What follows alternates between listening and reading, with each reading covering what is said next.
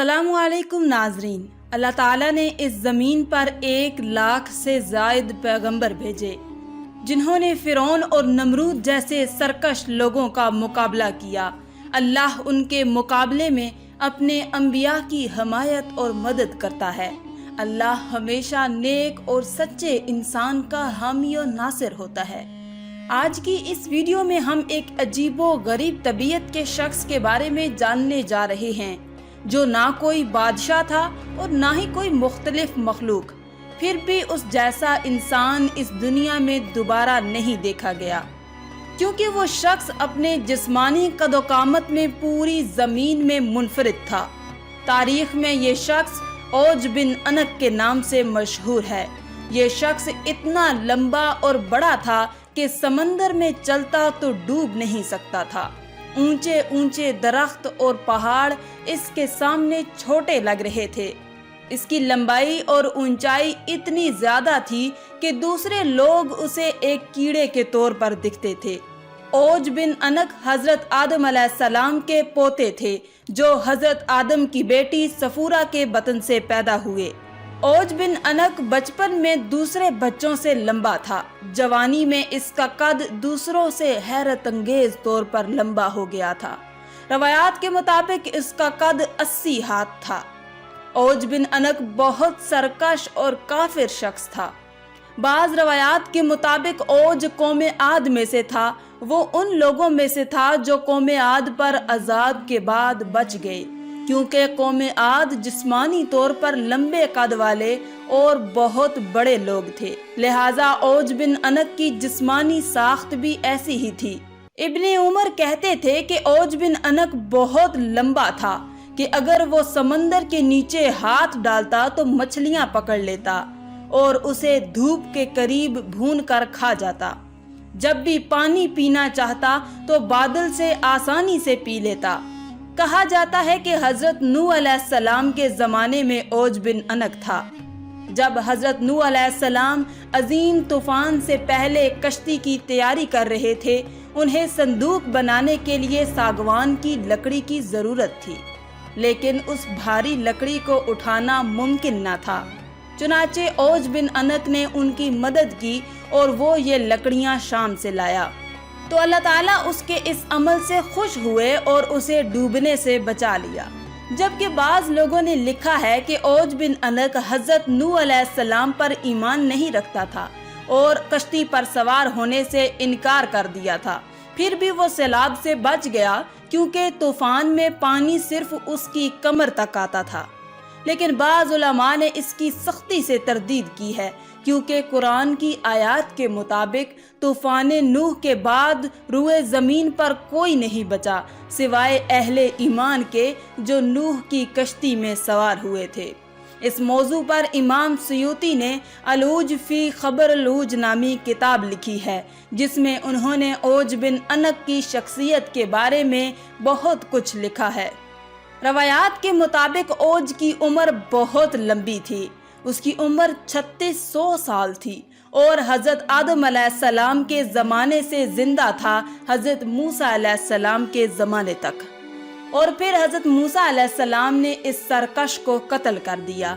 ये वाक़या कुछ यूँ है कि जब बनी इसराइल ने फ़िरौन से निजात हासिल की और फ़िरौन दरियाए नील में डूब गया, तो अल्लाह ताला ने मूसा अलैहिस्सलाम से वादा किया कि शाम की मुकद्दस सरजमीन बनी इसराइल को दी जाएगी। उस वक्त कुनानी वहाँ रहते थे। चुनाचे अल्लाह ताला ने उन्हें उन जालिमों से लड़ने का हुक्म दिया और उन्हें वहाँ से निकाल दिया। अल्लाह ताला ने हजरत मूसा अलैहिस्सलाम की फतह का वादा किया था। हजरत मूसा अलैहिस्सलाम पर हुक्म नाज़िल हुआ कि बनी इसराइल के 12 कबीलों में से 12 अफराद का इंतखाब किया जाए और उन्हें कायदीन के तौर पर मुकर्रर किया जाए। चुनाचे हजरत मूसा अलैहिस्सलाम ने 12 सरदारों का इंतखाब किया और कुनान पहुँच गए। उन सरदारों को शाम भेजा। वहाँ जाकर उन जालिम हुक्मरानों के बारे में मालूमात हासिल करने को कहा और उन्हें मूसा का हुक्म देने को कहा कि ये पाक सरजमीन हमें दी गई है, लिहाजा अब वो हमारी बात माने, अगर वो इनकार करें तो जंग से बचें। جب یہ 12 سردار شام پہنچے اس وقت وہاں کا حاکم اوج بن انک تھا۔ جب انہوں نے اوج کو دیکھا تو حیران رہ گئے، پھر انہوں نے اسے اللہ کے احکام بتائے۔ اوج کو اتنا غصہ آیا کہ اس نے سب کو ایک ہاتھ سے پکڑ لیا اور ان کو کچلنا چاہا، لیکن جب اس نے ان سرداروں کے چہروں پر خوف دیکھا تو اس نے انہیں حقارت کے ساتھ چھوڑ دیا۔ جب وہ وہاں کے لوگوں کے پاس واپس آئے تو انہوں نے حضرت موسیٰ علیہ السلام کو تمام صورتحال بیان کی اور یہ بھی بتایا کہ وہاں کے پھل بھی بہت بڑے ہیں۔ انار کا صرف ایک دانہ ہی انسان کا پیٹ بھرنے کے لیے کافی ہے۔ اس پر حضرت موسیٰ علیہ السلام نے ان تمام سرداروں سے فرمایا کہ تم شام کی اچھی باتیں بنی اسرائیل کے سامنے بیان کرو اور انہیں دشمن کی طاقت کا ہرگز نہ بتاؤ۔ لیکن صرف 2 افراد حضرت یوشع بن نون اور کلوت بن قتادہ اللہ کے نبی کے اس حکم پر قائم رہ سکتے تھے۔ دوسرے قائدین نے ان لوگوں کا سارا معاملہ بنی اسرائیل سے کہہ دیا۔ اب بنی اسرائیل نے جنگ میں نہ جانے کا فیصلہ کر لیا۔ حضرت موسیٰ علیہ السلام نے انہیں سمجھایا کہ لوگوں ڈرو نہیں، اللہ نے مجھ سے فتح کا وعدہ کیا ہے کہ میں تمہیں ان کافروں پر فتح دوں گا۔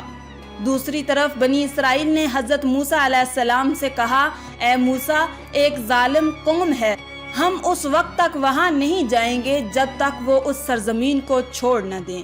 یوشع بن نون اور کلوت بن قتادہ نے بھی اپنی قوم کو اللہ پر ایمان لانے اور ان پر حملہ کرنے کی ترغیب دی۔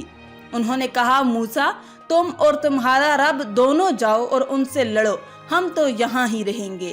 بنی اسرائیل کی نافرمانی کی وجہ سے اللہ تعالیٰ نے شام کی سرزمین پر 40 سال تک پابندی لگا دی اور یہ قوم جنگلوں میں بھٹکتی رہی تھی۔ روایتوں کے مطابق حضرت موسیٰ علیہ السلام خود شام گئے اور اوج کے خلاف جنگ کی۔ جب اوج نے موسیٰ علیہ السلام کو دیکھا، اس نے حضرت موسیٰ علیہ السلام کو چیونٹی کی طرح مارنے کا ارادہ کیا۔ اس نے کہا، تو آپ بنی اسرائیل کے سردار ہیں جس نے فرعون کو دریائے نیل میں ڈبو دیا۔ پھر اس نے حضرت موسیٰ علیہ السلام پر حملہ کیا۔ موسیٰ علیہ السلام نے جوابی حملہ کیا اور 10 گز چھلانگ لگا کر اپنی چھڑی سے اس کی ٹانگ پر مارا۔ یہ حملہ اتنا سخت تھا کہ یہ پہاڑ جیسا شخص نیچے گر کر مر گیا۔ روایت میں ہے کہ اوج کی لاش 40 سال تک زمین پر پڑی رہی۔ اس کے جسم کا گوشت گل گیا تھا اور صرف ڈھانچہ رہ گیا تھا۔ جب حضرت موسیٰ علیہ السلام اور حضرت ہارون علیہ السلام جنگ سے واپس آئے تو انہوں نے اس کی ہڈیاں اٹھا کر دریائے نیل پر رکھ دیں اور ایک طویل عرصے تک ہڈیاں دریائے نیل پر پل کا کام کرتی رہیں۔ جب اللہ نے ظالم قوم کو پکڑا، اس کی طاقت ریت کی طرح ڈھیر ہو گئی اور بعد میں آنے والے لوگوں کے لیے سبق بن گیا کہ کوئی شخص چاہے کتنا ہی طاقتور کیوں نہ ہو، اللہ کی پکڑ سے نہیں بچ سکتا۔ بے شک اللہ ہر چیز پر قادر ہے۔ آخر میں اللہ رب العزت سے دعا ہے کہ اللہ تعالی ہمیں نیک اعمال کرنے اور برائی سے بچنے کی توفیق عطا فرمائے، آمین یا رب العالمین۔ آج کی اس ویڈیو میں تھا بس اتنا ہی۔ مزید اسلامی ویڈیوز حاصل کرنے کے لیے اللہ کی شان چینل کو سبسکرائب کر دیں اور ساتھ میں موجود بیل کے آئیکن کو دبا کر آل پر کلک کر دیں۔ شکریہ۔